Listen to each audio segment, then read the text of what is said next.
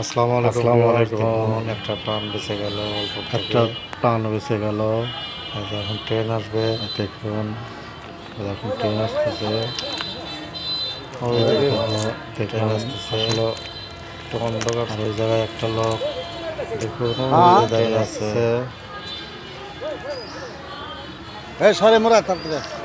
এখন একটা লোক আছে, লোকটা বেঁচে গেল। দেখুন অল্প থেকে লোকটা একটা ভাগ্য লোক ভালো, লোক থেকে লোকটা বেঁচে গেল। আল্লাহ তার হায়াত দান করছে, যার কারণে বেঁচে এখন গেছে। এই ট্রেনটা ভয়াবহ